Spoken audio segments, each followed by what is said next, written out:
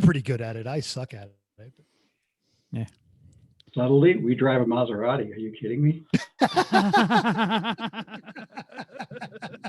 Nothing subtle about a Maserati. No. Thank God. Get my. Your wires work now? Oh yeah. How they do. A little closer. Closer. I'm getting there. It's going up. I'm ramping up. Fading. Got it. That's right. Welcome to Everyone Racers, a show designed for the world of low-dollar racing and oddball car culture. It doesn't matter what kind of Lemachamp or Lucky Track Dog League you run, SCCA or NASA, we won't discriminate. As long as you drive it hard and built it yourself. Join us each week for tech discussion, tips, tricks, news and notes in the world of amateur endurance racing, and whether it's on the spot, hella sweet, or we're lucky enough, and Chrissy gives us just the tip, we are sure you'll giggle a little and learn even less. Everyone report to the paddock. This is Chris. This is Chrissy. I'm Jeff. And I'm Mental. And we are Everyone Racers. Thanks for coming back and listening to a Rockford Turn episode of our podcast. The classic James Garner show, the Rockford Files, the TV detective's signature car mover was the J-turn, where he would go backwards, spin the front end of the car around, and then proceed 180 degrees in the opposite direction without stopping. It happened so often, it became known as the Rockford Turn, or simply pulling a Rockford. So it's episode 180, and if you're not driving a car, more importantly, see where you it took went me a with minute. that. Okay. Interesting story. Oh, go on. You can No, finish say, it if you're not pulling a Rockford, pull out that E1R bingo card. And you can automatically check off. Mental tells a story that it went somewhere. It went somewhere. It went Okay. somewhere. All right. Fine. So, Chris, do you know what I'm about to say about Omar? No, I don't. Okay, so Omar is a guy on our team, and he was one of the early arrive and drives. And early in the process, we had an online form that you had to fill out. It's true. And Omar uploaded a resume of his motorsports experience and included in his skills pulling Rockfords. Wow. You know what the best car to pull Rockford turns in is? Firebird. A front wheel drive rental car. Oh yeah, absolutely. Yeah. 100%. Without a doubt. Chrissy, Yes. what you working on? Well, we did a whole lot of Z work this weekend, which is great because we are still in quarantine, so we've got plenty of time by ourselves. So last week, it was last weekend, the weekend before, I had made and crafted the Z headlight covers, but I had not installed them. So we had to do a little bit more trimming and then installed them with some zip screws on one side and screws on the other, and they look pretty good. They're made from the top part of the hood that we cut out. So they match the black. Aluminum. They're aluminum. They're very light and they fit really well. So they ended up turning out pretty well. Happy to get that project done. It was one of those takes you a long time to fab it, cut it out, make it pretty, and then it's done. I did some cleanup. I tried to, I actually did pick off some more sound deadening on the inside and then did some vacuuming. We're going to save the rest of the cleanup for when we get to the truck. And then I also assisted with the hood bulge. We were trying to cover that and make it pretty, and it actually looks pretty good. So that's awesome. And I think hopefully, sorry, Randy. Since we have a guest, why don't you explain why we need to make a hood bulge in our 300Z? So our 300Z is getting an LS swap that doesn't fit in the engine bay. It got the swap. It got the swap. The swap is just about done. We don't know if it runs. I hope it runs. Maybe tomorrow. By Saturday. I'll say by Saturday. Okay. You can add the problems that we're finding now. And so when you put the hood down, it is a nice, it doesn't close at all. So we basically needed to cut out the engine where the engine would be sitting into the hood, but we wanted to cover it with something. So we ended up making a really nice chicken wire mesh on top. We cut it out exactly to and made it kind of we made angles on it, so it's not just kind of like a smush it down like a and hump. It's not a hump. Well, I mean it is a hump, but it's a nice angular hump it has that fits sides. Exactly where the engine is under the hood. So we made that, and then we riveted it down with the amazing pneumatic riveter gun, which is awesome. And so that made everything go really quickly. And Chris and I did that together. And then we covered it with fiberglass. And then we didn't have enough matte or epoxy. So that was great. Or resin, I think. Resin, whatever. We made Either. do. We did. Barely. It was a little tight. So that is pretty much done. It looks really ugly right now, but we have to, do a little bit of sanding, which we're not going to do in the garage with the closed door. So we'll handle that in a little bit later. Moving on, we installed El Surf Bordeaux with some riv nuts. So everybody saw the video. Bordeaux. Okay, hold on. I was going to jump to the riv nuts because riv nuts are amazing. And Jeff is, there you go. So we are looking at the pictures that I posted. Don't give away too much of the rib nuts because it's in our listener feedback. I saw, no problem. I'm just saying that is a new fun tool, which we'll be talking about soon. But that's where we started to use El Surf Bordeaux. We started to use the riv nuts to install El Surf Bordeaux. So that is what we call, because it's in shape of a surfboard, or kind of in the shape of a surfboard. It is like a skimboard size, I would Sure, say. it's totally a skimboard size, but you called it El Surf Bordeaux, so that's why it went that way. But basically, it is the panel that is going to protect the under layer of the engine. So it goes on. There you go. Thank you. There's a picture that I posted on all the Insta faces. I think Chris standing with El Surf Bordeaux. But that is the panel that is now installed under the between the engine and the floor it's like an under tray. It connects the front edge of the bumper to the subframe. Yeah, if anyone can see the whole underside. If anyone can see this here, these is where the front bumpers goes. Yep. And that's where we put the riv nuts into. Please ignore that there are an under tray as I see it. It's a big aluminum or it's metal. It's aluminum. Oh, is it aluminum? Okay, aluminum under tray. Please ignore right here where there are two holes. All right, nobody will ever see it. You have to be way under the engine to see that. So I assisted with that. It was a lot of togetherness projects because it was a lot easier to do with two of us. Chris, do you want to fill in the other spots? Yeah, it's mostly what Chrissy said. Plus, after fiberglassing the hood scoop, I took some fairing compound because having a boat repair hobby, which is a worse hobby than cars. Terrible hobby. That's don't do that. Don't restore old boats. Anyway, I have lots of equipment for making things out of fiberglass. So I have some fairing compound putty. So you mix the two pieces, and it was blue and red and yellow, and mix them till they turn green, and then you smear it on and wait until it hardens. It's amazing. So I put that all around the edges to clean up the edges. Needs to be sanded. I'm not sanding it inside. So we're gonna wait until it's nice and warm to sand that. So until then, it's an extra green layer around that red layer, and it looks terrible, but that's okay because it's sealed up. So what else do we do? I made an air dam out of garden edging that is using wood screws into the bottom of the bumper. It looks spectacular, but actually it's pretty stiff, and I think it'll work nicely. And I had the edging in the shed for 10 years. So it's a good use of old home stuff. And actually used to be around the tree in our front yard. So is this the same stuff that was the side skirts on Godzilla? No, that is actual proper like plastic sheathing that is made for doing that kind of thing. This is garden edging. It's actual garden edging. We actually used it on the Honda before. On the Civic, the old Civic had one. Actually, and they all had it at some point. Anyway, we had it in the yard. We didn't take it out of a garden though. We took it out of the tree. No, it was around the tree, around the front tree when we bought the house, and that's what we took it out of. Yeah, reduce, reuse, recycle. Yeah, totally. Made window I was just sticks. picturing like taking it from like a garden, like, hey, I need this, yoink. No, not from somebody else's. We took it out of a garden. That would be funny though. Made window sticks to hold the window up, but I cut a notch in the top of them this time so that you put the stick in and it holds itself in nicely. And they're actually PVC 1x4s, so they fit nicely in the door. They're great. I had window sticks. Did they disappear? They were terrible. There was like a janky assortment of put this one and they got this one that goes there, and then there's the other one. Sometimes they were taped together. Right? Yeah, they weren't taped together.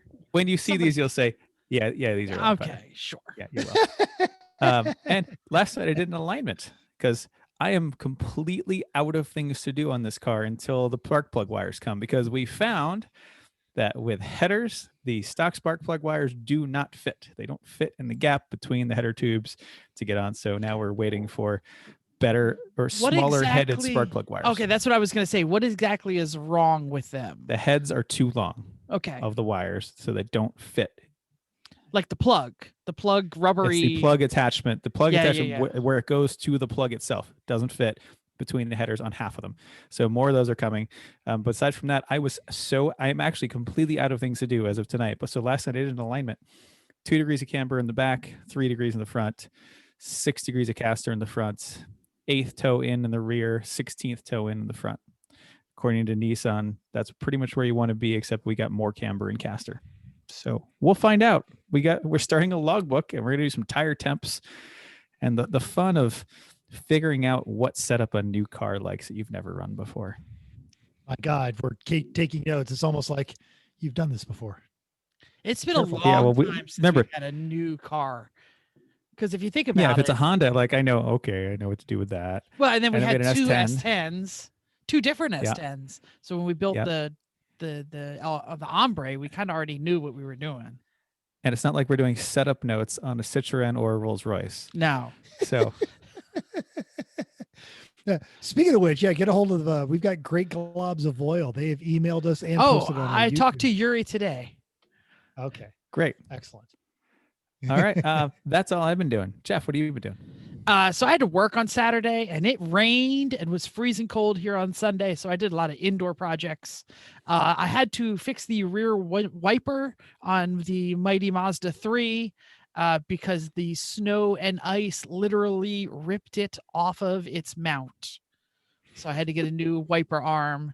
And then I was having this really weird thing with the brand new V1 that I installed, the Valentine one. My windshield wipers, when they activated, would cycle the power very briefly, which Okay. is fine unless you try and use like the Intermittence function. intermittent setting, because then it just constantly restarted. Yeah, it goes through the entire boot cycle where it Yeah, goes makes through the all of entire its thing. noises. Every single Yeah. noise and every single light comes on. So I literally looked at my fuse box, and I had fused it into what was labeled Bose. I do not have anything made by Bose in my car, so it was an open circuit. So I said, well, if that one doesn't work, let me look at the panel and find another one. So I found another one that says Bose, and I stuck it in, and it worked perfectly, only to discover that it's constant power, not switched power. So my radar detector has been on for the last week. It's good to know when How did you? there's cops in your cul-de-sac when you're in the house. That's important. Yeah. Did it run your So- battery down? Did you? No. know it's been- I discovered it today, and I unplugged it. So from I'd say, Sunday to today, it's been running 3 days.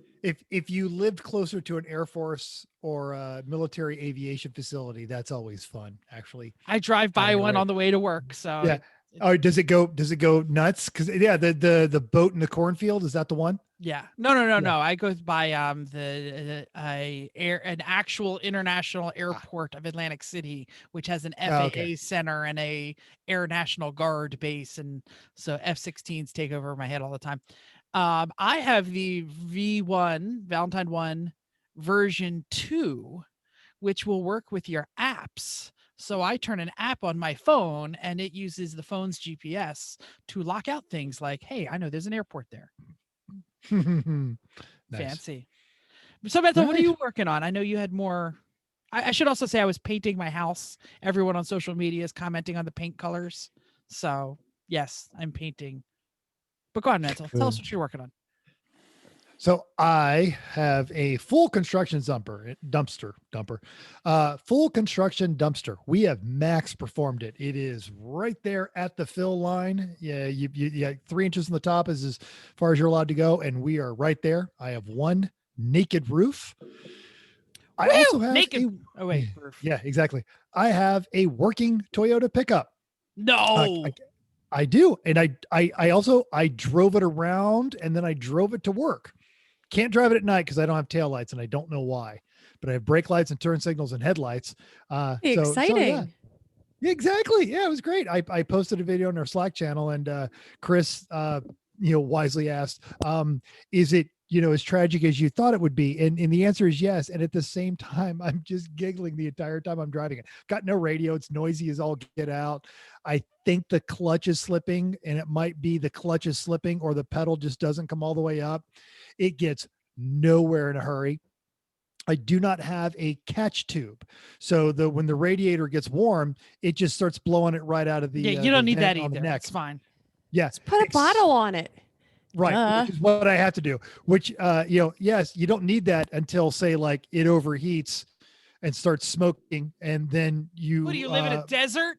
Yeah, exactly. At altitude. And then you also pull over, realize you don't have a mask, and I've got to go into a store and buy 2 jugs of water.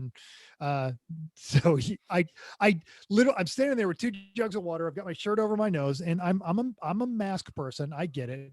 But she's like, I can't help you because you're not wearing a mask. I'm like, well, just sell me these and I'll leave. And she goes, I can't. I'm like, do you sell masks? She said, yes. I go, I will buy a mask. Oh, come on. We're not in Texas. So, they have rules that they have to follow on that one. And then I drove it to work with both of those jugs refilled in my passenger seat because I had to use them on the way home, because it doesn't overheat, but as soon as the water gets to temp, it starts spewing it out, and then doesn't have enough water, so it almost immediately overheats. I have a tech tip. Are you ready for the tech tip? Put a bottle on the. Pour one of those bottles in. Stick it under the hood empty. Put a hose in it. Yeah. And the then you hose just isn't get to long pour it enough. right. I've got to do the old hot That's what rodder she trick. said. Mount an aluminum bottle over to the side and get that all taken care of. I understand. Tomorrow, I am on an airplane to Dallas for this weekend. I'll be working with Extreme Experience. I am not entirely enthusiastic about Texas's recent decisions. However, I got my second COVID shot today, so screw all those losers. And also for the I'm so excited for what you're about to say. for the first time since 2019, and I had maintained this status forever, I have now rejoined the world of Porsche ownership.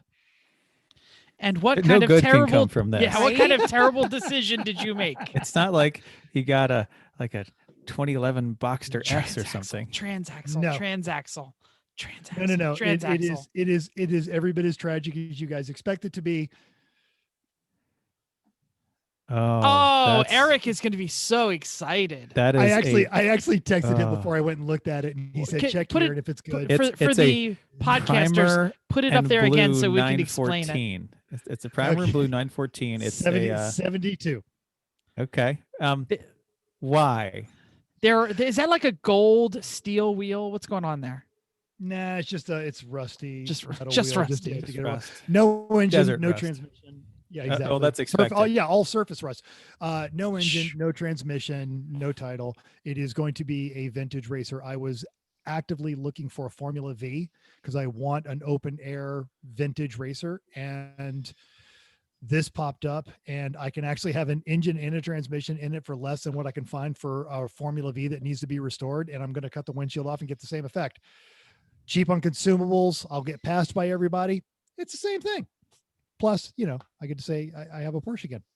And what kind of motor, pray tell, will you be putting in this? So the research says I'll regret it because I'll get pulled by every bug-eye sprite in the Vintage Auto Racing Association in California. But I'm going to go with the 1.7 with the dual carbs and a hot cam. Yep. Bring things to do while on straightaways. Sudoku. Yes. Right, yeah. Yes, exactly. And but now I've looked at the California Vera rules, and this is not going to happen until 2022. But it was too good of a deal to pass off. But yeah, it's going to be almost competitive with some things. So on that, turtles and yeah, I like people in turtles. wheelchairs. People in wheelchairs. But yeah, no, your older MG sprites that were, are using the 1200s and some of those kind of things. So yeah, we're not going to get anywhere in a hurry, and we'll probably have time to talk to each other while we're on the straightaway. Hey, Bob, like those tires, looks good. So it's going to be a fun one. So you can do the stairs they did in Ford versus Ferrari down the straights, but you're going like absolutely. 40. And at 40, it's not that dangerous to just stare at the guy And Hey, Chris, look that way. the Look that way intimidating- again. The intimidating glare. No, the other way. There you go. Now we're looking at each other. Good.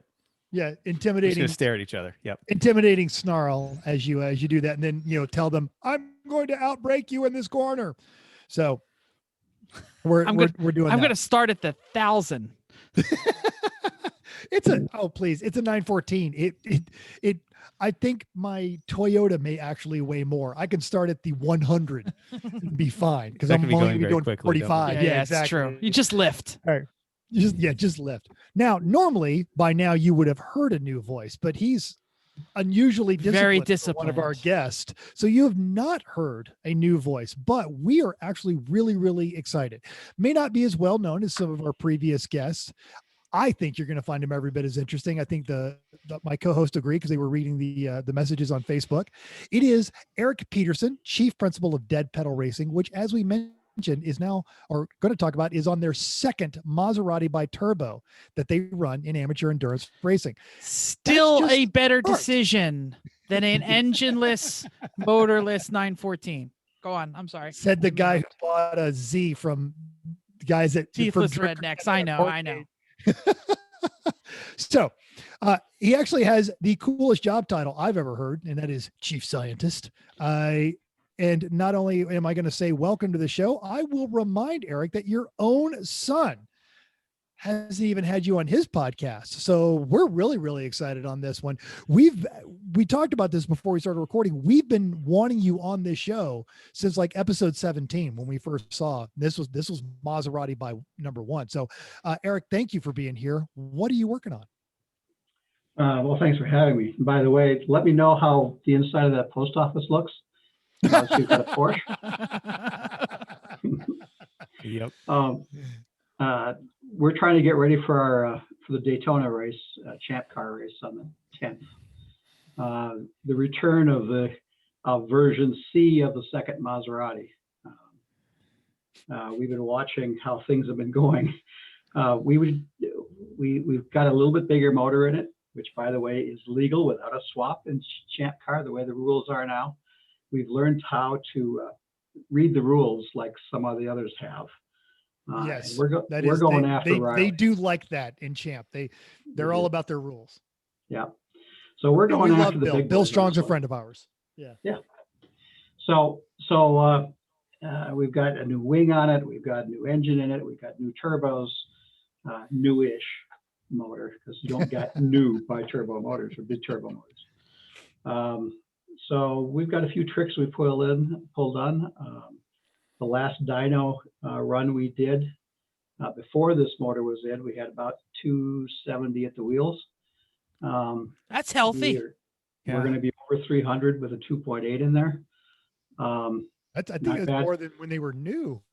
Yeah, Oh, yeah. A lot more. Knew they were only 187, but as soon as you pulled the cats off, I mean, you were well over 200. So, and the air pump. But we also have we also have the weight down to 2,300 pounds. So this should be a go-getter. Yeah. Yeah. We've That's healthy. been working this a long time. Yeah. Have you run Daytona before? Yes, a couple of years ago. Okay. Yes, I my first time was running Daytona was with Champcar, and great that it was in a Honda Accord, but I had that moment at sunset under the lights going into turn 3, and I'm like, I'm running Daytona under the lights. It doesn't matter what I'm driving, and you're going to be doing it in a very fast car. That's going to be awesome. Yeah, we hope so. Anyway, we'll see how we did. Last time I was there, it didn't end well for us. But, everybody was so thunderstruck, and they were so happy to be there. Decided to take a vacation, and when I didn't show up on a lap for about 30 minutes, because my radio died and my power all died, and I came walking up to the pit crew, and everybody looked at me like, "What are you doing here? You're supposed to be in the car." So it didn't work well.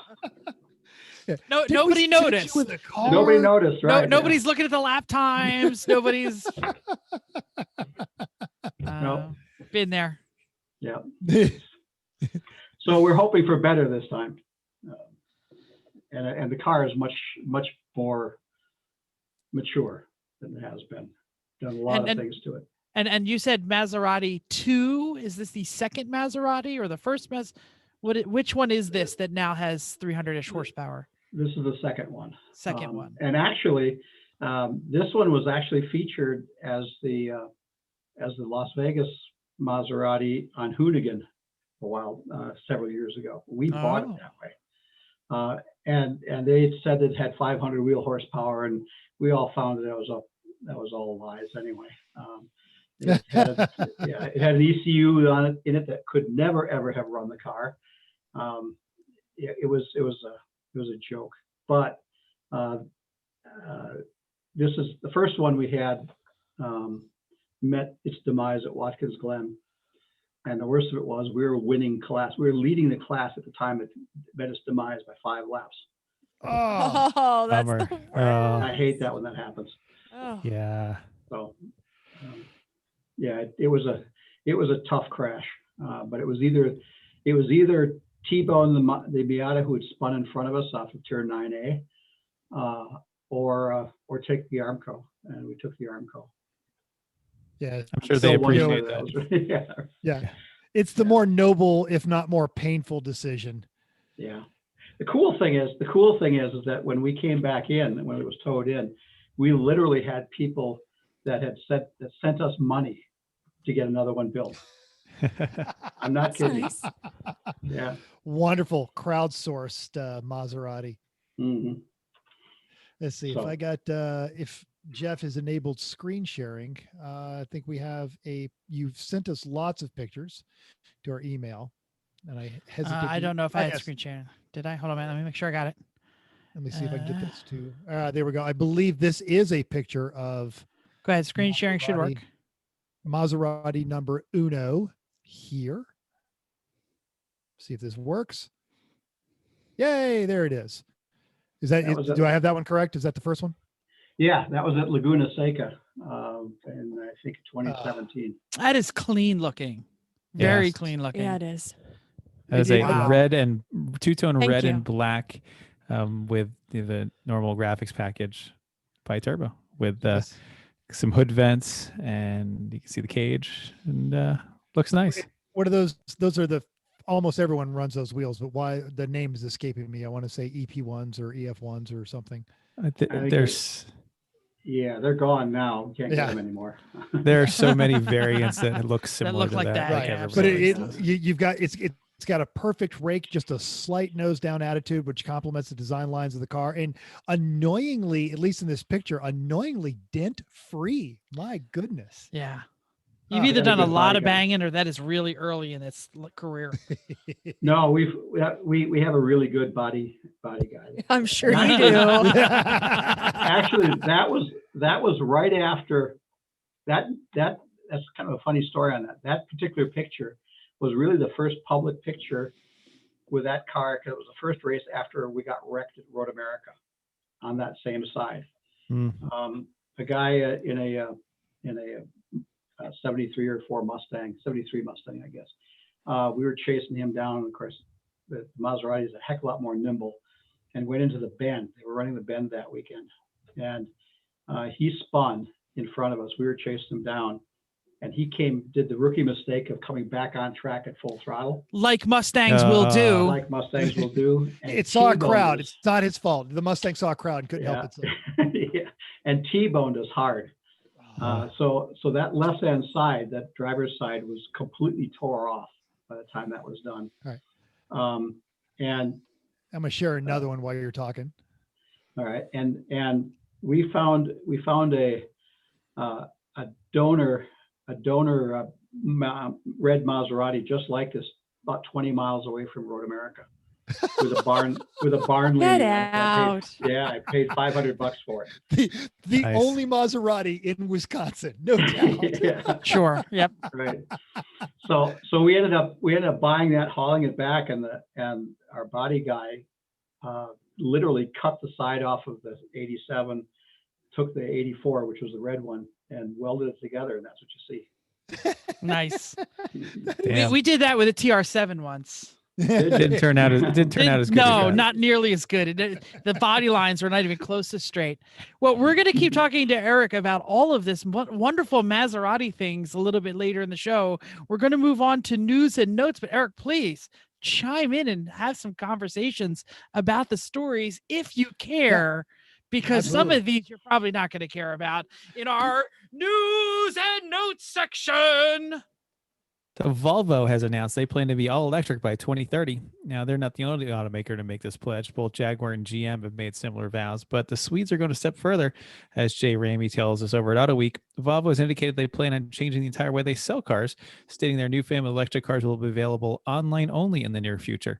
So from the article, Volvo plans to invest seriously in its online sales channel and radically reduce complexity in its lineup. So they're going to have like 3 cars apparently, and you can buy them online. Sounds familiar. Also aims to establish set pricing models, which is good. No one likes the dealer hassle. So put together, this could mean traditional dealers would effectively be relegated to car delivery and service. They've already addressed a traditional ownership model subscription service in Europe called the Volvo Clubs, where you can share a percentage of ownership in the car. I don't think a lot of people are going to mourn not going to the dealership much. No, so dealership, never going to bother. There's going to be incredible lawsuits from the National Automotive Dealers Association for this kind of thing and others, but they're gonna die fighting. I can't even imagine sharing a car with too somebody. much money. It seems like a terrible idea. It depends on how clean they are. Oh, it depends. I Right, wouldn't if want I to share a car with Jeff. I would never share a car with No, Jeff that'd be a mistake. ever. Right. Oh, we were for one of the last times driving in the Mazda today to go out to the store, and I was like, "This car is so darn clean." And I'm thinking, which parts am I going to take off, and which ones are we going to keep, and which ones can I sell on eBay? Like, yeah, because they're that nice. Yes. This is Jeff. Chrissy's 250,000 mile Mazda 3 that she's owned since new, that is about to become our latest race car because Big it's like block. a Viking funeral for this thing. So The big block Mazda 3. I think it would be like airplane ownership where you kind of pick who's in your club. Oh, Yep, good. absolutely. Oh, that's great. I'll pick who's in my club. Jeff's not in my club. Fine with that. Moving on, you get too much hassles here to get some anyway. To more faithful followers of 3 p.m. may remember the infamous death ski. Chris took an old electric scooter, stretched it, mounted it to an abandoned jet ski we got from Soggy, and put it on top, and then it was sketchy to balance. The battery ran out after a few, I don't know if it was a few Like minutes, 100 but feet. it sometimes. needed, if you let the charge really soak, you'd get a few laps of the paddock out of it, but that's like letting it soak for a week. Yeah. They were, But they if were you didn't- they were Walmart lawnmower batteries. That's the best I could find. Right. And it died in the parade at CMP. So I wouldn't be able to keep up with that. But anyway, you had to, it didn't have a brake. You had to drag your foot on the exposed rear wheel to stop it. But as you surmised, we are trendsetters, right? And we're trendsetters we're then, now, and now. Anyway, there is a new scooter ski trend. So they're taking old scooters, putting a jet ski on top of them. There's Facebook group, and as James Gilboy writes over at the Drive, one scooter ski builder even earned themselves 15 minutes of fame when they were photographed riding down the Tennessee's famous Tail of the Dragon in full costume with the life jacket. Awesome. We did it first, so it doesn't really matter. Although there's not so many pictures of us with it on, but anyway. Yeah, I wore that life jacket for the entire hangout at the in town night. Matt and I went into bars with it, and he was wearing a top hat. I'm trying to find those pictures right now on Facebook and not That's coming okay. up with them. No, I Don't worry have them about it. around, but there's a link to the article, the Facebook group. I did actually watch the video, and the video, it kind of looks like it looks like a scooter, but it almost looks like it's a small, it's like a mini bike, a motorcycle. They use sit down jet skis. We had a stand up jet ski, which increased the death possibility by 1,000. Because you could easily launch yourself right off the sides because you were standing. It was twist grip for throttle, but the best part is it was lean to steer. Yeah, because it was a skateboard. Well, yeah, the front of it wasn't the scooter wheel. It was a off-road skateboard truck with stiffer springs and bushings in it. So as you would lean, it would turn. It was amazing. Well, the worst part is not the best because hold my beer. There it is. Oh yeah, Exactly. totally. Yep. Yep. There it That's a is. good So picture of it's- it, Chrissy. Yeah, so it's I'm sorry for anybody who's listening. It is really just a like jet ski, not a Stand up jet ski. You like a can't, yeah. sea-doo. Like the other ones are Yeah. the sit down with the twist grip. The ones in this video still pretty awesome, still hilarious to ride down the street because people will absolutely do a double or triple take, but not as cool as ours. I have, whenever we bring up the jet ski, I have to bring up what Jay Lamb said about it. He said, this thing is the most dangerous vehicle per mile an hour that anyone can ride in the paddock. It didn't 'Cause last long. It doesn't go fast, but man, it will skin your Everything. everything. Fortunately, none of us, I could say this now, none of us got that hurt. Oh, I got my foot like nearly taken off. Did trying you? to Oh, stop. I Well, was. it's I'm relative. pretty. That hurt. relative. We didn't get that hurt. It's You're true, it's true. okay. We didn't like take off legs and broken bones and stuff. We could have gotten much more hurt, and it was really difficult to transport. That's another reason why we get rid of it. Anyway, link in our show notes. Next. No, finish the thing though, because we're such trendsetters. We know what's coming next. Sure. Which is Rolls Royce seats on jazzy scooters. Totes. been there, done Okay. All right. I gotta wind up for this one. Dateline, California. Petaluma puts a permanent padlock on their previous petroleum pump pause, pins Puffle Up Porsche partisan Steph Schrader. If you didn't understand all that, it's fine. But Steph tells us over at the drive that the city of Petaluma, California, has banned any new gas stations and won't let existing ones add any more pumps. Now, California is pledged to end the sale of internal combustion by 2035 in a move that us Nevada gearheads call awesome because we're buying all your stuff cheap. Steph writes that the city council voted to make their 2019 moratorium on new pumps permanent. This is partially a result of the coalition opposing new gas station, or ConGas for short. According to Gizmodo, the environmental group has spent the last 2 years pushing for all of Sonoma County, which includes Petaluma, to ban the addition of new gas stations. That will be a problem because there's a racetrack there. Yeah, that might be a little bit difficult. Can I But- vent for a moment on this? You may, but there's a link to the article in our show notes. Jeff, vent away. I welcome the addition to our life of the electric vehicle. I'm all aboard. Do it. Make the grid. Absolutely. But this like knee jerk, like ban the gas station is like so not systems think. This is why people on Fox News who watch Fox News, like they just see this story. They're like, yes, I have like an hour of content where I can scream about the Green New Deal and how they're coming to get your gas. They're gonna take your car. Idiots. It's actually gonna. I think it's actually gonna do better for those of us who are enthusiasts. You know, Electric cars are amazing. Yeah. and you know, those of us who like to drive cool and fast and weird cars, also have just I really like people in Camrys and Hondas and stuff like that, because it's how you get to work. It's how things happen, and those can be electric. They can be self-driving. I don't care, but yeah. Yeah, I can't wait for the day I Wonderful. push the button on my dashboard that says "Take me home." Yeah. Honestly, I mostly don't want that want for us- coming home from the racetrack. that. When I'm a with long, Chris. tiring weekend. Yeah. Home. I don't want a self-driving car. I want a self-driving RV. Get in there after Sunday nights about 5:30. I'm exhausted. I stink. Push the button home, grab a shower, crack open a beer, and then wake up at my driveway. It's going to be great. That's awesome. So, on the subject of things that should be banned, or about to be banned, the only 8-time consecutive Formula One Constructor Championship winner, Mercedes, I almost said Mazda. Oh my gosh. Mercedes AMG Racing revealed their 2021 F1 car virtually this week. Jerry Perzes writes at the drive about the new W12, which is, quote, the successor to the W11. Great naming convention, Mercedes. This W11, of course, is the chassis that won 13 out of 17 races in 2020. Mercedes will keep their black livery for this year as the team aims to solidify its stance against racism, promoting diversity within its own walls and across the motorsports in general. All of the things that we reported back in Lewis Hamilton's contract about diversifying the team and stuff, which is all great. We're down for it. Yeah. So new F1 car. Chrissy, you're our expert. What do you think? 9-Pete? Or does a new car throw a wrench in that?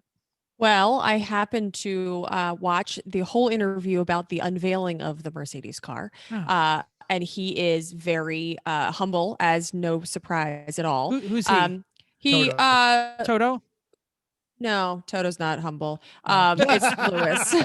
Lewis is No, humble. no, Lewis, he's okay. not. Yes, Lewis is humble. And I don't know. Obviously they're saying we're gonna win. It'd be great if we win.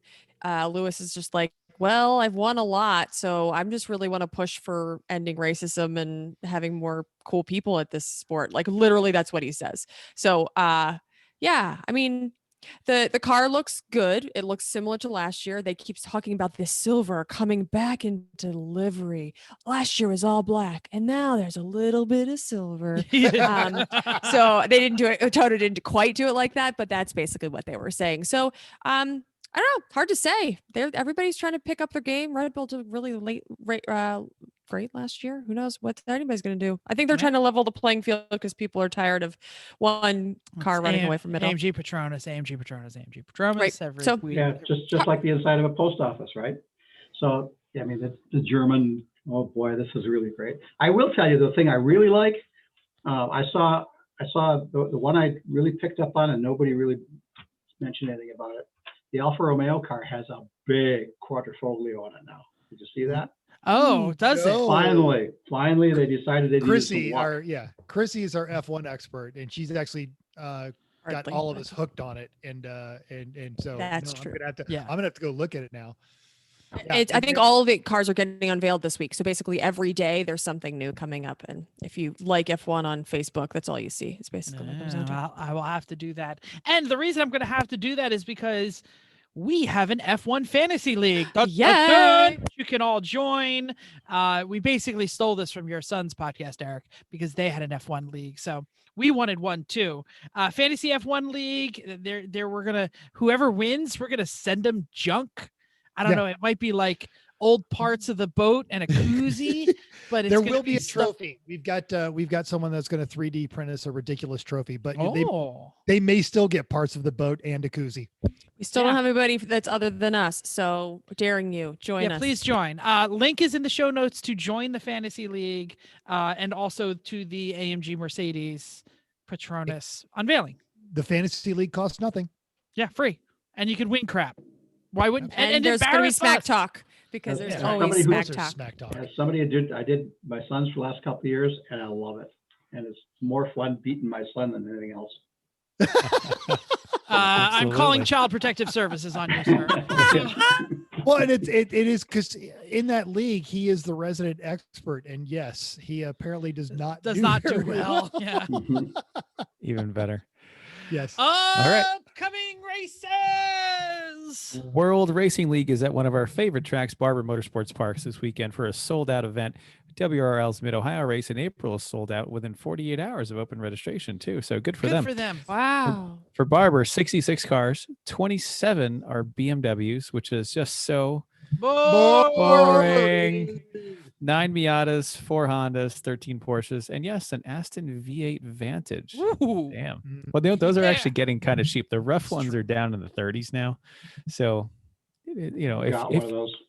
Not a rough one, but I've got an Aston. I can't even imagine that being on other.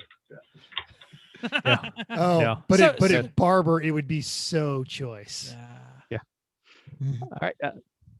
Good luck to all those folks. All right. Also this weekend, Champcar is at VIR for the 12 hours at VIR South, which is right as you come into the bridge, you take a right and go up the hill. So you miss the infamous oak tree and the forever straightaway over the hill. Oh, that's a terrible track. I mean, not terrible. You're just missing some good stuff. Yeah. I think, and it's VIR, so it's a single day, right? Single day, 12 hours. Oh well, it's 12 hours. So they'll start early and race into the night. 46 cars, 14 BMWs, Boring. still Boring. boring. 5 Miatas, 5 Hondas, 3 Porsches, and among a lot of very interesting entries, the 72 Ford LTD of the USS Enterprise. And we've seen that car. Yeah, the thing is big. Yes, it is. Good for them. That's great. I love Awesome. when wildly inappropriate cars show up when there are real racers around. Now Eric knows why he's on the show. But Tremendously inappropriate the car. LTD follows that 1/2 MV squared thing. There's a lot of kinetic energy when that thing's going down the road. I'm telling you. I love the on the back of it, if they still have it, they had passing side with an arrow and then suicide with a sign to the Nice. That's good. And they raced under tuna chuckers when they were in Lemons. That's the same LTD or Different car. LTD? Different car. Different All right. car. Recent results. Nothing. Nope. It was No. winter. No. Nope. But next week, Next week we'll have a couple listener feedback time. Okay, so we got some interesting topics on this one. So we posted a picture of our seatbelt solution for keeping them out of the way during driver changes. We use surgical tubing, which causes the belts to pull up and away from the driver when the buckle's undone. Some critical safety concerns were brought up in the comments. so Todd Carver, who was the first team that I ever saw doing this, said, I believe the FIA discontinued this method. And he added, capital if, you do it, your belts must be made for this. You cannot loop the tubing through any part of the mechanism. It will affect the belt's ability to function. You have to install the hangers properly. Now, his current solution is a system that is easy for drivers to do, but doesn't add any tension on the belts. So they're evolving. Our belts have dedicated loops for this, actually. So that's nice. Yes. Bill Strong did elaborate the tubes can hang up on Hans devices and they can loosen the belts. Again, it's all about how you install them. So he said that's why they're outlawed by IMSA and FIA. My comment is you should use a thin enough tubing that if you're sufficiently motivated, it's going to break, and route it in a way that it's going to stay out of the way. So we've done this for years and never, ever had an issue. No, the radio is harder to sometimes to snap off Yeah. than the Yes. than the Well, we tubes. have trouble too. Mm-hmm. And the So cool still, suit, yes, the- and Hell, the yeah. cool suit's going to hold you in before this thing goes. Yeah, Yeah. And then you're Cool going to be suit's wet because you long, can't figure though. out where. Like I'm If you out of make the it long. car. I'm out of the car when I'm like, "Ooh, boing. Well, I'm thinking about making the cool suit have added a solid, because they're doing all these new cages, having solid attachment points built into the car on the cage. So you have So a then you don't have to clip. go fishing for it. Yeah. I like that. I like Thinking that. about that. All right. Still in the realm of safety, Carl Applegate caution: don't just don't test that out without a helmet. Which sounds obvious, but there's no way that he is the only one who's been smacked in the face by a flying buckle. Yes. Someone else, sorry, I already erased it. Also said, talked about it. I'm sorry. I totally missed that. I erased it. I forgot what it you have said. a Donnie. Oh no, Donnie said story. no. He said to use Velcro, and then basically when you no, take it off. that wasn't Dr. Florida Man Donnie. No, that was somebody else. But no, one I of the haven't. Inglorious Donnie Prevera. He's one of the Inglorious Bastards. Yes. Yes. But I have a Donnie story. So, Chrissy, do you want to do yours and then I'll tell my Just Donnie keep story? going. Okay, so, You're already talking. Other listener feedback. So Donnie posted a video. He was very upset at us because Not I upset. suggested. He's Oh no, just- He's he's just forceful. correcting us. correcting us that basically we continued to call that little computer that runs our LS an ECU, and he says it's a PCM, and Made a video explaining made why a video it was a explaining PCM. it. And I gave him crap. I also gave him crap last week that I said he couldn't tell us. The man has a doctoral degree in mathematics and would not be able to tell us how many cars he owns in a whole number. So as he was texting me while I It's was an driving, imaginary number. exactly. Yes. As Square I was root of negative texting, one. Exactly. as he was texting me while I was on the way to work, I was like voice chatting Chrissy. So, I wasn't texting on the way to work. Sometimes your voice chatting is terrible. I know though. it's terrible. So I sent him a picture of me at a high rate of speed and said, please send shorter text messages so that I can read them while I drive at this rate of speed. And he called me a amateur. I'll clean it up. And then I challenged him to tell me how many cars he had, and he had to do math on the screen. There were like 6 text messages. This, oh wait, plus this, oh wait, plus this, oh wait, plus this. So And Stin- he's trimmed down his fleet He recently. did. He just sold 3. So But I it's a s- said 3 minus X equals what? You still suck and can't do the math. He actually also corrected us when we said that we were racing the NASCARs for our Monday night E1R races, and in a paragraph explained, no, you are racing NASCAR eligibles at a, yeah. Yeah. Nobody yeah, cares, my eyes Tony. are rolling. Well, Nobody also my eyes are cares. rolling because Gigantic. Nobody cares about any of this. Move on. and I also hadn't posted. It was 15 minutes before the first race, and I was like, "Oh crap, we gotta tell people." No, not like anybody needs We'll to know. call Nobody it what we cares. want. I period. know. Okay, still Real keeping listeners now. our safety mindset. We showed how great Jeff is at using all of the cutting wheel. Picture also generated some responses. Warburger thief Aaron saw it and said, "There's still life on that disc. Get back to work." Eric Griffith said, grind it down. Grind it down. Matt Ferenchek said, digging the Edith Prickly safety glasses. Edith Prickly is an old school SCTV character who wore horned rimmed like cat eye glasses, which Remember that. yeah, which I guess, yeah, I guess I looked like in my safety glasses. They were just totally normal safety glasses, I thought. Apparently not. Apparently not. Oh, well. Oh well. All right. Also insanely popular was our quick video of Chris with the rev nut fastener for our under tray and the Z. Link it to the video as well as where you get yours is in our show notes. No, they aren't sponsoring us. We just really had a great time with it. And last, go ahead. I say, and I'm sorry, I saw. So I've been marketed that tool by Facebook and Instagram because they've weaponized their marketing tools, and I'm like, oh, should I? If I see Chris using it, it's sold. I'm buying one now. So yeah, and this is the picture of Jeff in the Edith Prickly glasses. Yeah, there. they're Just You You nice can see where glasses. he's coming from. They do kind of have a they, little they got a little cat thing going. thing. Yeah. They're just very safe. He wore them all weekend. It was Absolutely, wonderful. yeah. That's why we don't Better get than a stuff lot of out our eye. we have a million crappy ones that we put on when we do plenty of things to not get stuff in your eyes, but these are very nice. Anyway, lastly, I want to do a shout out to Chris Bristow and his team that hosts a network of podcasts called Perjangers and Wall Hangers, I think. And this that host they host varying podcasts such as the home of the Triforce, which is Marvel and such. Spoiler I'm alert. listening. Spoiler Yeah. alert, which is has nerdy news and geek culture, and Yes. then Lug Nuts podcast, which features the latest in car news. So I happened to be working with Chris today, and we got to talking and traded some podcast knowledge. So shout out to the listeners, and thanks to those who have subscribed already to our podcast. And we've Welcome, got a new link to their listeners. podcast in our show notes. Okay. Yes. Anyway, we did some iRacing. Eric, did you do any iRacing? No. No. Okay. We caught the Rona and we all had to stay in our house and we all bought iRacing setups. So we did the trash sprints at Oxford Plains in Irwindale.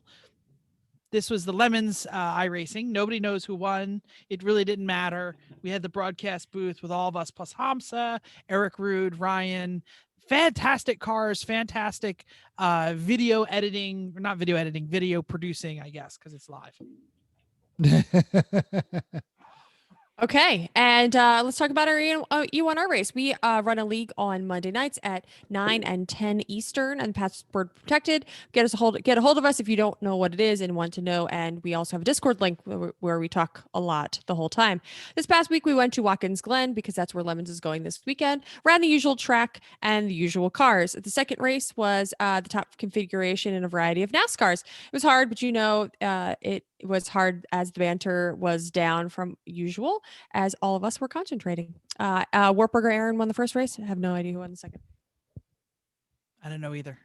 Those I wasn't there, NASCARs, the NASCARs on the Glen are nigh impossible to like drive without like just totally trashing. At least for me. I don't know. They were tough. And I even They had were a tough. Watkins Glen setup on mine, but man. Yeah, It was difficult. I followed Uncle Dave and went and bought the Supra, the Supra NASCAR The version, new one. Yes. and The new as- Xfinity Supra. yeah, in a straight line, as that thing would wind out, the rear end would step out on you. And that Yeah. was also with the Watkins Glen setup. So I just yes. crashed right in the straight. I'd be driving down the straight and I'd What's new? overpower it and That spin. happens I was every like- race. And I'm wearing Not my wrong. safety glasses, by the way, since Chrissy brought it up. So, All right. so I don't do, I've never really done it. I can't get a single lap on an iRacing thing for some reason without hitting a wall someplace. Me too. Yep. I'm But- terrible but- at it. I remember watching a NASCAR race at Watkins Glen a few years ago, or a year or two ago, and they, you know how they show on TV, they show the speeds through the bus stop and all the other. I realized that our speeds in Champcar and most other racing, I'm sure the same, through the bus stop is actually faster than NASCAR was.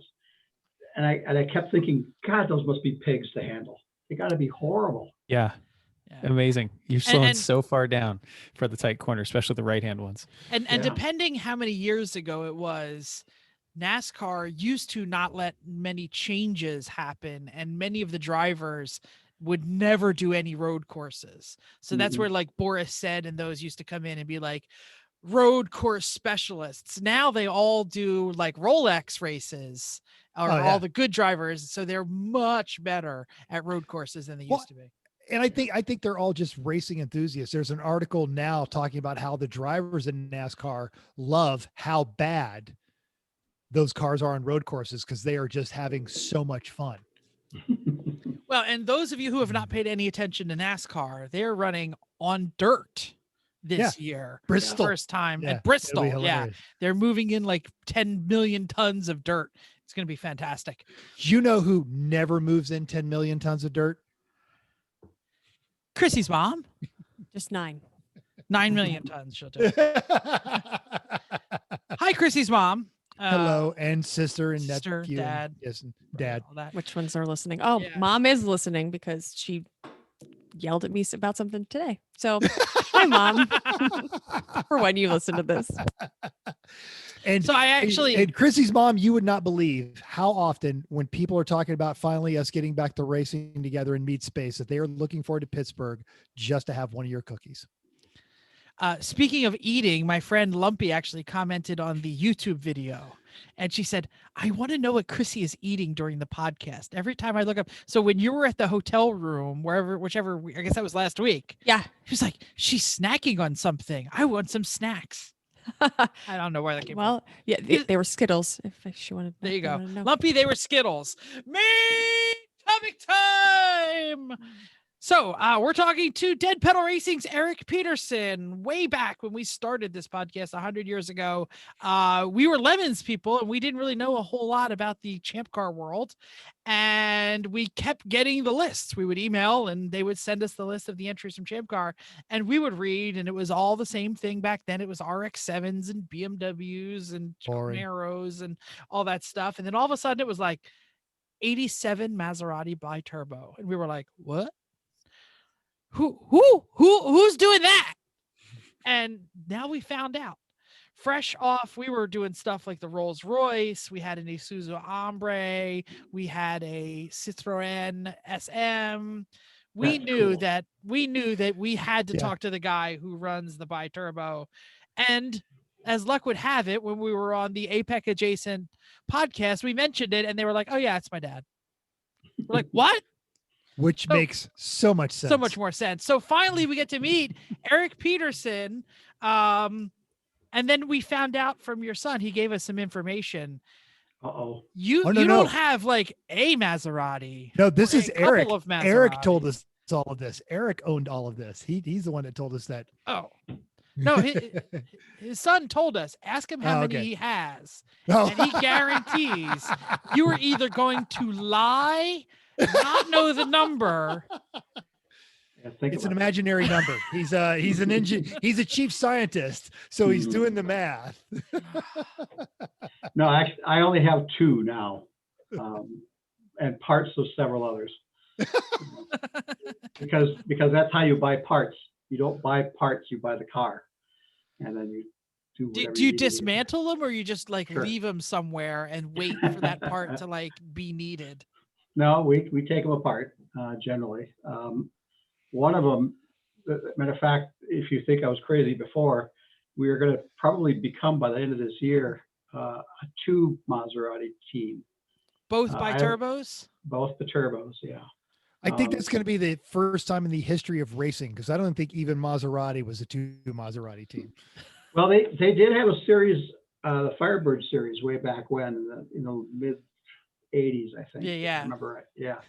As a matter of fact, one of those that was a factory race car has been restored and will probably find its way to some of the South Florida racetracks here shortly. Oh, that is amazing. Yeah. And of course, the BiTurbo group is just a kind of group of people who all know each other. And Lenny Celebrity, who's one of our drivers and runs Auto Italia in California, he has one he's setting up from NASA. He'll be running NASA this year in the BiTurbo as well. And did you infect him? Did you like drop a chassis at his house and like, you can have this? No, he First actually one's went free. to Canada and bought this X. I don't remember what series it ran, but there was a series that was running in Canada for a few years. Crazy Canuck they- series. I remember watching that. It was Yeah. the like Snowy Canucks and Wild Geese series, I think. That was Something like that, yeah. So tell us about your racing history. How did you get into this crap can racing? Obviously, you were infected by a BiTurbo at some point. Give us the history. All right. Well, I started racing when I was about 13 or so. Go-karts, like most of us, have started that way, one way or the other. Had a really bad accident, doggone near cut off my arm. And my mom said, "That's it, no more go-kart racing for you." So my dad bought me a car. It's a good plan. You know, like he Yeah, nearly killed right. himself with like 15 horsepower. Let's buy a car. Right. And I went to Bondurant and did a bunch of stuff in the late 70s, a little bit of open wheel stuff. But then I had kids, one of which was Ian. And I'd been doing, and this is something I'm going to tell you on this because I haven't told anybody else, but Ian was, we used to do a lot of ski jumping. We were, being from the Midwest, we were ski jumpers. And Ian actually was good enough so that he made the Junior Olympics in, I don't remember what year that was. Yeah. Wow. So we kind of did that during the time when the kids were growing up, because you start that at the age about 3 and then don't quit until you're too old to do that anymore. Surprisingly enough, an awful lot of, not an awful lot, but several guys I jumped against and with are also racers. They quit ski jumping and became racers. An awful lot of the same things go on in your head when you're doing ski jumping and racing. So after the kids got done, I did a lot of drag racing. Did some circle track racing just for the kicks, and it was cheap. And then after the kids got out of college, out of school, moved out, I found out that I had given myself a raise. So I figured a good way to make a little bit of money in racing is to start with a lot and become very poor very quickly. Yes.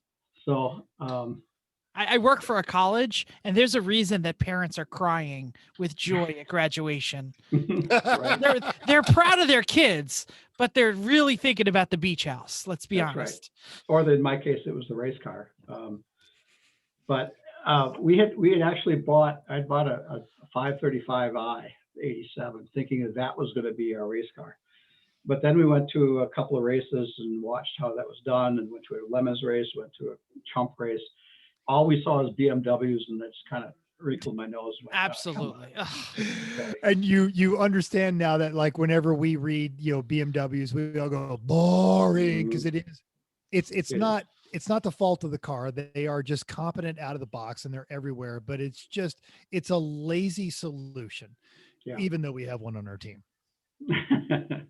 Well, I ended up buying this Maserati. I actually had it given to me in trade for some work I did and yeah, it was in pieces. Was he unsatisfied with the work? Was he mad at you? Like, if No, you actually, it was knock, something completely. I actually was doing some DJing, believe it or not. If you can picture me doing DJing. Way back. Don't get any ideas, Eric. yeah, really. We have another Eric who has a 914 who is a DJ. So they couldn't pay the bill, and I thought, okay, here's this thing is sitting in a garbage, or not garbage, but in a garage. It's like, pieces. I got 3 chickens or Pretty much, Maserati BiTurbo. Which one would you like? And when I first met my wife, we lived in she lived in Oak Park, Illinois, and there was a little Italian restaurant in Forest Park. It was amazingly good. Yeah, I was gonna say that's good location for some Italian food. And the owner of that place had a red BiTurbo. And every time we'd go there, I'd just Google over this thing. I just loved the way the lines were, and it was just different enough so that I really got a kick out of it. I just loved that thing. And then when this thing came up, here's this red BiTurbo sitting in a garage, and I put it in my garage for about 4 or 5 years, thinking I was going to restore it. And then my wife, who wanted to redo the first floor of our house, said, "You got to move it because we're going to have to be putting construction material in there." So I took it to a place that was supposed to do a restore, and he called me about a week later and said, "This thing is full of it's a mess, and I know nothing about Maserati. So what do you want to do? You're going to need a donor car." So that's enough, where it starts. That's where it starts. So I gave him. There happened to be one on Craigslist in Rochester, Minnesota, which is 2 hours down the road. No rust in Rochester, Minnesota. Not a problem. There was none. It was absolutely clean. It had been brought in from California. It was an 85 with a liquid intercoolers, and which is very rare. And somebody had taken it apart and stuffed it on the north side of a garage someplace. And there wasn't a speck of rust on it. So he brought it back for $1,200, including the trip back and forth. So I got it for next to nothing. I met another guy who had an 87 BiTurbo in his garage in pieces. I bought that for $500. And then once I figured, okay, I'm going to make one good car out of this. So I pulled the interior out. I got, hey, I'm halfway to a race car. Let's just keep going. Finish it. That's right. Let me just interject. I feel like all of our listeners are going, "Oh yeah, that's I've been there." Yeah. So if everyone you can find for sale is a part and in boxes, that is not a good sign. Or it's an opportunity. What's your point? That's what we thought. I mean, that's kind of where I was going with this thing. I figured, okay, it's never going to be a good race car. We'll do it for one season, and I'm sure it's going to break itself every time it gets a chance. But as I got into it, I found out, thing's got a 22-gallon gas tank. It's got a cute little V6 that is really well put together. If you think about it and look at it, it is really a dynamite, bulletproof engine. But everything that was bad about it, that the Italians and the Americans hated about this Italian car were, for example, all the electrics. That's all getting ripped out anyway, right? The ECU sucked, and we unfortunately kept that for about 10 years and fought with that forever. But it really, and it had a bunch of stuff in it that made the current rules for Champcar really good. For example, you couldn't do a 2X. You could only spend twice stock price for brakes. Front brakes were from a Testarossa. We could, they were $500 a piece. We could stick anything on there. Any braking system you wanted, yeah. Yeah, because it fit under the 2X rule. The differential was back then was a Torsen. Back when nobody else had a Torsen. And any part that you wanted to buy for this thing was so ridiculously expensive, we could replace everything with used parts or remanufactured parts or better parts. And it became quite a decent thing. And once you ripped all the interior and everything else out, we realized we were out of weight. So one thing led to another. And we started out in lemons, and it's because it's governed by strength of personality. But this is one of the things that I think a lot of chump people enjoy is, and we got to interview Bill Strong at the track, that we saw him at SEMA later. We love Champcar, but it's people enjoy, you've made this rule. I will find space within this rule to do what I want. Mm-hmm. Yeah. When they gave us our points for all BiTurbos between 1982 and 1996. All the same points. Do you know how many ranges of engines there were between 1982 and 1996? I was And going to they're say, all in legal, without 1996, that was a pretty hot car. And they got a lot better. Yeah. Yeah.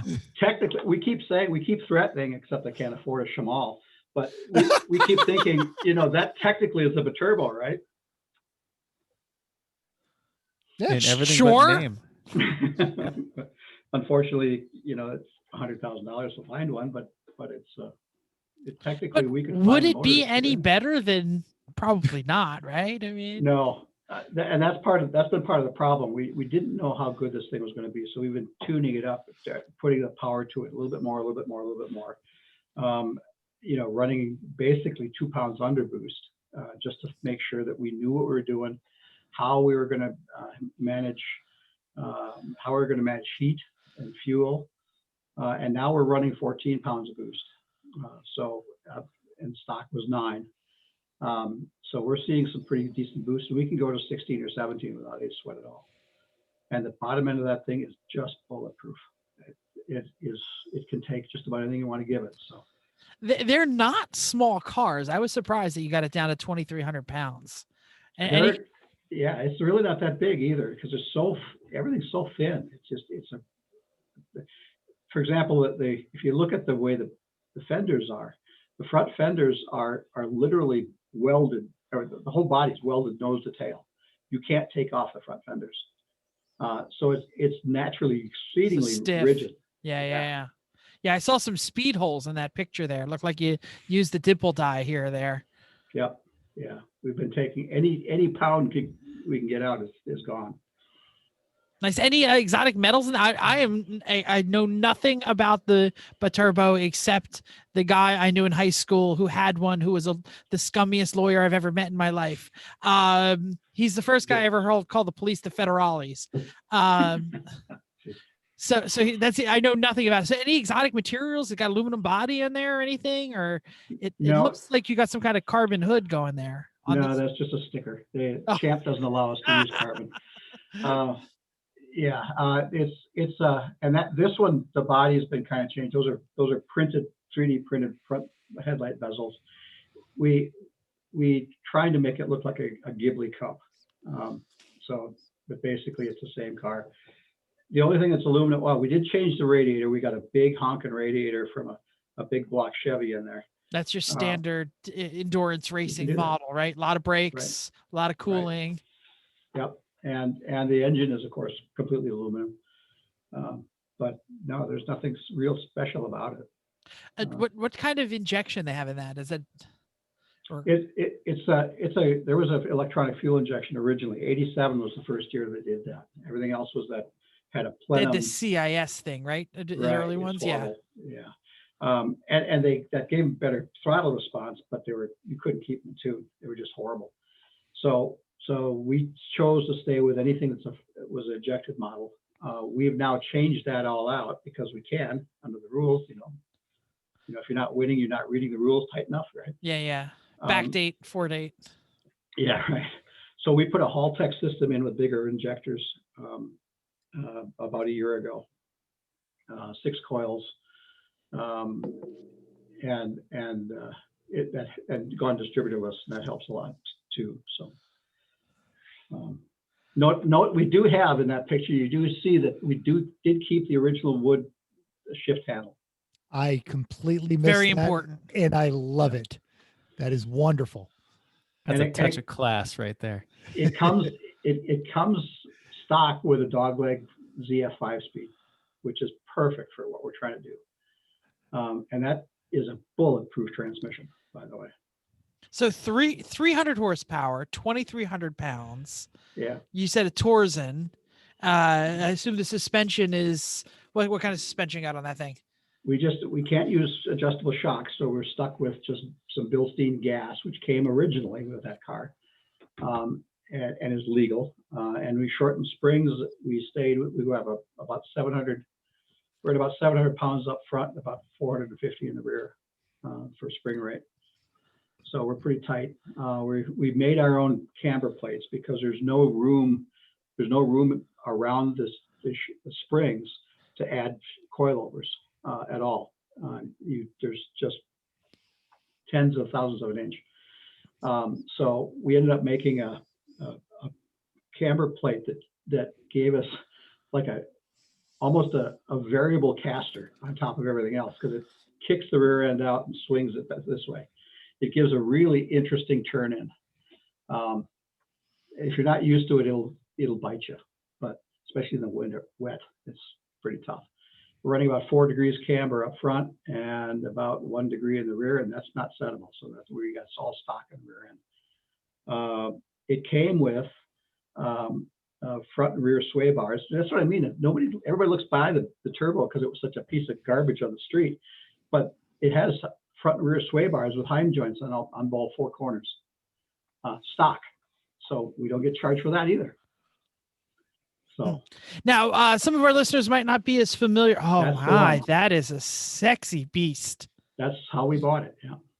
Look at those rear We- wheels. We have to talk about what's going on here. Go on, Chrissy. Explain what we're all looking at. This looks almost like you would call a barn find.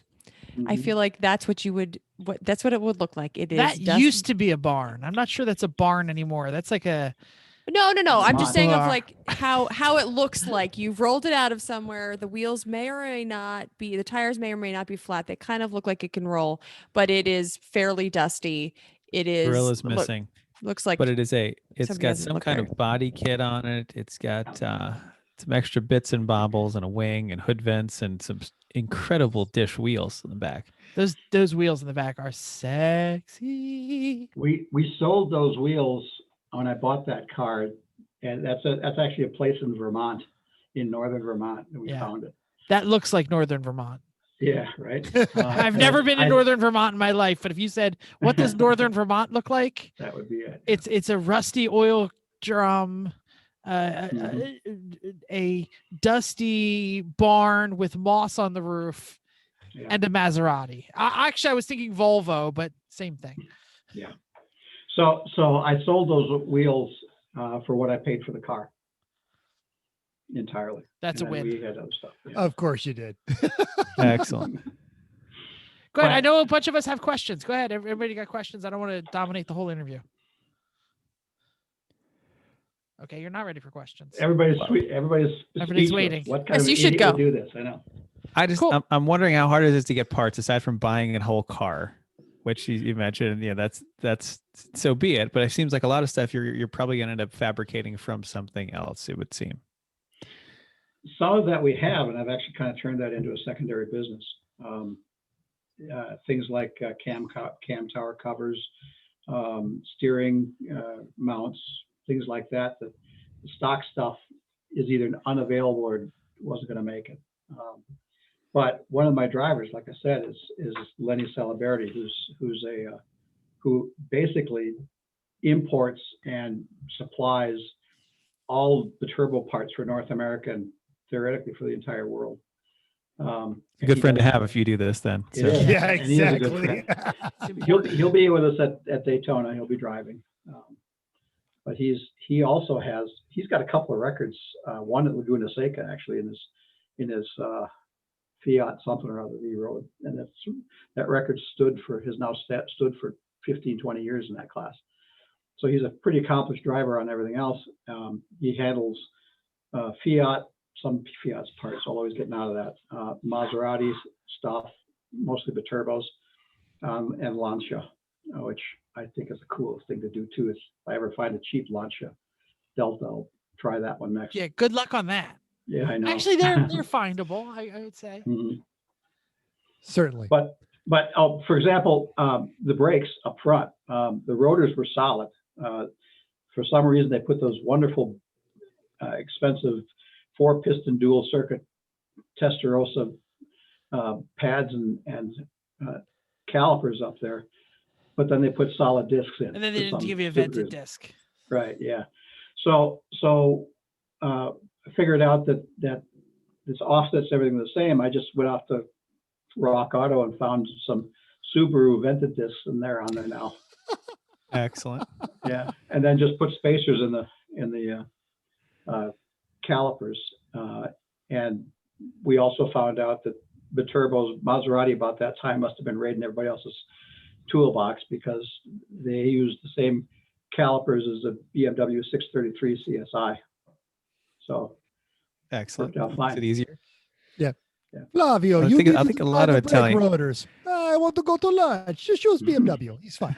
Yeah. Right. I mean, I think Italian cars are a lot like that. Like my briefly owned '87 Bertone X19 shared a variety of parts with all kinds of other stuff. Like the door handles were the same as a Ferrari 308 because I'm sure that like it was off of some other Fiat, and Ferrari's like, yeah, we'll use that door handle. It's Yeah, fine. I was going to say it's the other Things way. like The that. 308 door Exactly. handles came off the X19 probably. You probably came off a Punto or something dumb like that to Yeah, start with. it's that way on other cars. I have an Aston Martin, like I said, and the Advantage, and the key fob, it's got a little leather cover, but underneath it says Volvo. Yeah, it's a Volvo. Yeah. I've seen that. Yeah. I've seen people And it's got- undo the leather. Right, and it's, for example, a thermostat. I bought a Jaguar thermostat, fits right in. You know, it's those kinds of things. They're all over the place.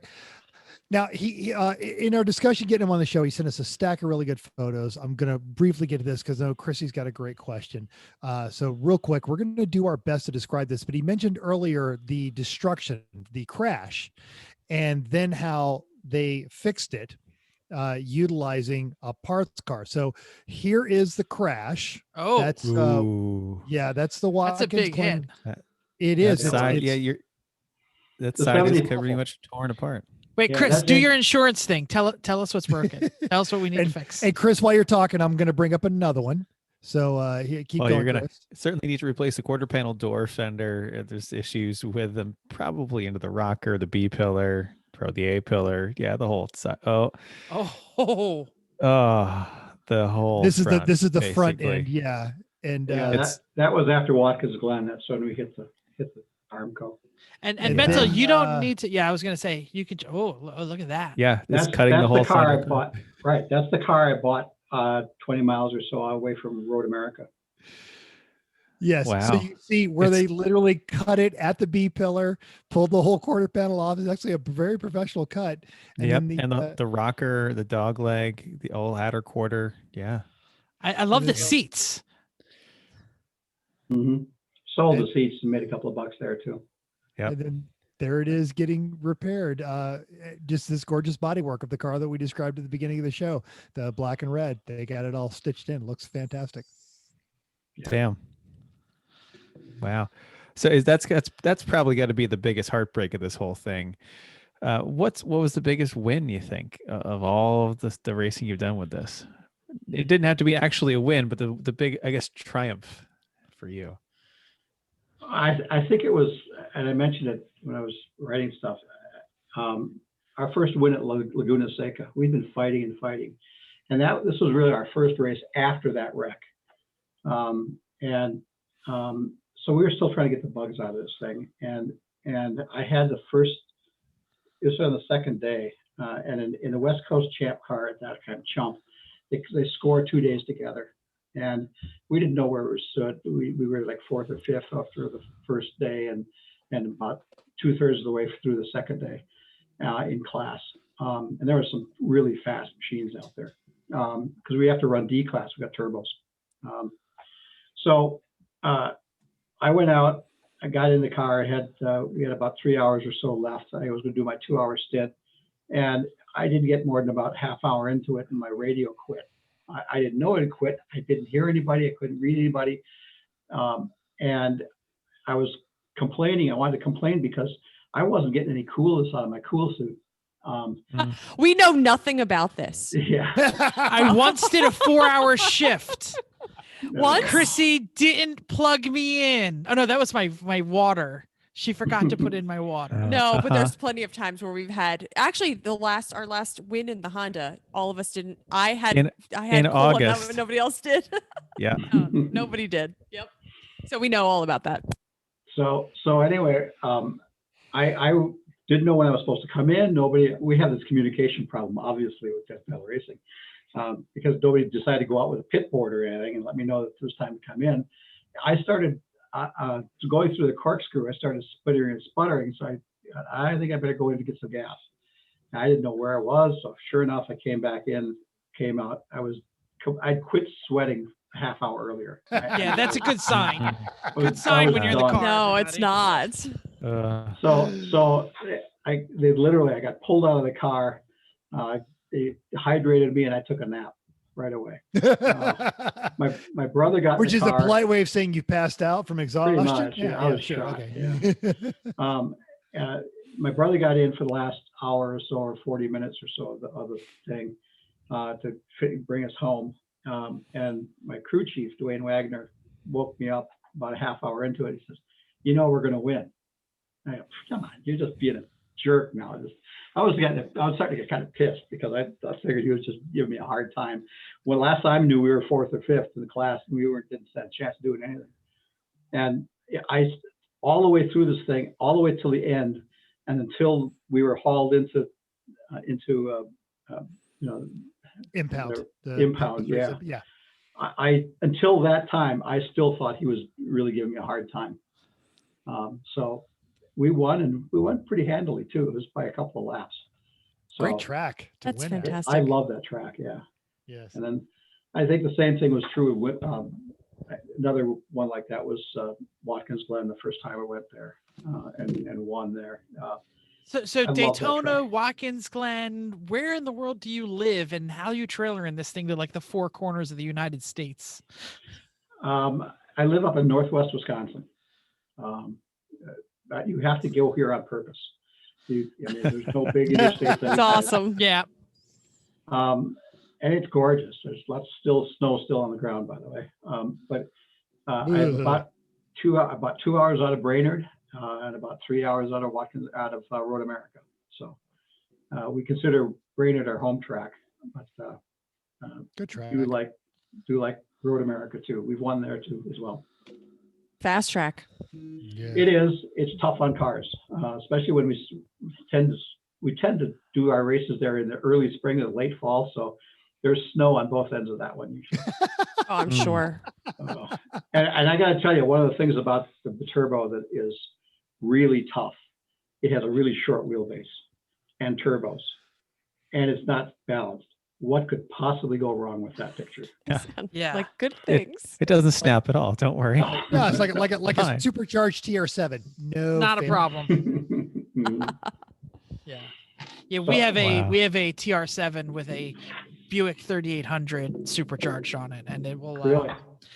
it will make you be very glad your insurance is paid and Yeah. your Life insurance. Well, life yeah. insurance Yeah. is Welded diff when it's raining. That's always fun. Crooked chassis.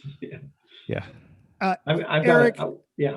No, go ahead. Finish your statement. I actually have one of my crew members just stuck a 3800 supercharged Buick in the back of a 66 Corvair. Because it's the Oh, Midwest, that'll and work. And because Hell their yeah. 3800s are everywhere. Yeah. That's right. Yeah.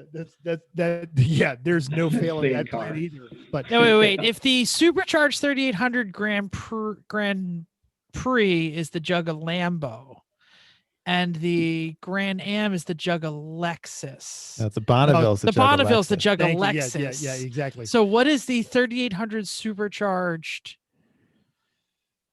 It's a Jug. Corvair. It's the Corvair. Jugga. It's the Jugga It's a LS. classic. The 3800 supercharge is a Jugga LS that you drop in everything. I like that. The Jug of Classic. Yeah. I think that's what it is. Yes. Yeah. We're talking about Juggalos, which is a band of there. Eric, Oh, we he could knows. do He's from this. Wisconsin. Fair. He's going chicken. Eric, Eric, he knows how Eric- magnets work. Yeah, we could do this all night and just listen to you talk wonderful stories about great Italian cars and bad decisions, because you are definitely our kind of person. I hesitate to ask this because you did send us some great pictures. Do you guys do any social media that we could point our listeners to follow you guys this season? well, we used to have a really good website until that got hacked and cremated. So We do we're in the middle remember of that doing- website because we were trying to reach you. But we do have a Facebook page, Dead Pedal Racing. Facebook All right, page. we will. That's where We'll we- get that linked up in the show notes. Sure. This is, and again, I genuinely hope that we can all get to a racetrack together sometime and sit down and drink many or not many beers. I don't know, but this has been awesome, and especially, yeah, with not just your race cars, but you mentioned before the show started recording, you've got 2 W8 Passats and a Vantage, and then you're actually good Maserati. So yeah, you were our type of Yeah, people. And I didn't get to ask. Do you have a street BiTurbo? Yes. Just one. Yeah, just one. Yeah, that's going to soon become our second race car. Oh, okay. Because I last year I put on 200 miles on the thing, and it's really not worth much. So, but So on top of the W8, I got even a rarer one, by the way. If you like Volkswagens, I have one. I'm ready. I have one of 11 R36s in this country. I don't know what an R36 is. What is that? They didn't come here officially. They only came out in 2008. This one happens to be a wagon. It was a 300 horsepower VR6 3.6 liter station wagon. It's it's a Passat, like a Passat base, right? It's a Passat base. Yeah, but it's just with a I just Googled it. Yeah. Me too. Oh. And I know my Volkswagens. I don't know Oh. Volkswagens, so Yeah, they were given to 11 dealers across the country in 2008, with the understanding that they couldn't sell them for 5 years. One came out. A dealer I knew in Seattle. He let me know that he was going to sell it. I wired him the money, flew out to Seattle, and drove it home. Oh, Excellent. Wow. right now, our friend Tom Lamino is going to have to pull over salivating. and have a moment yeah. because, to get some blood flow back to his brain. Actually, This Tom would like Eric a lot. I mean, Tom's daily driver is a Giulia Quadrifoglio. That's my daily driver in the summertime too. Excellent. We're sitting right outside. Yeah. Perfect. Now I have a call question it. for you. Yeah. If the battery loses a little bit, does the whole car not run? Because his is Yep. yeah. Yeah, but there's a battery upgrade. He should get that taken care of if it's still under warranty. Tom Lamino, to the dealership. Yeah. Get yourself Tom's a gonna battery do upgrade. Oh, this is wonderful. So we've got to wrap this up. Thank you so much. I enjoyed Daytona. I wish I was going down there for Yeah. that one. And go ahead. I'm sorry, Mental. I was going to say we have been threatening to go to a Champcar for a very long time because they run some tracks that we don't get to run in Lemons. So a VIR or a Watkins Daytona, Glen. Yeah. Yeah, Watkins. if we can ever get one of our cars that will pass both techs and not be towed, we're gonna run X class anyway, just yeah. because it won't class right. But maybe we'll see you on the track. Well, we're still deciding whether we're going to do Halland or Watkins Glen. We'll do one of the two. Halland. Watkins Glen is I know. historic, but I love Halland because I lived in I Oklahoma know. forever, and Connie is like a friend. I feel like every time I go there, it's like going home. Yeah, if Watkins Glen wasn't my favorite track on the planet, there would be no question. Hallett's pretty cool. Halland is So. great. All right. So I believe we're going to wrap this up. So head over to Facebook, check out Dad Pedal Racing, but Chrissy has an actual legitimate just the Tip. It's been a while. I feel like we need to do an intro. Chrissy, you are a safety professional, are you not?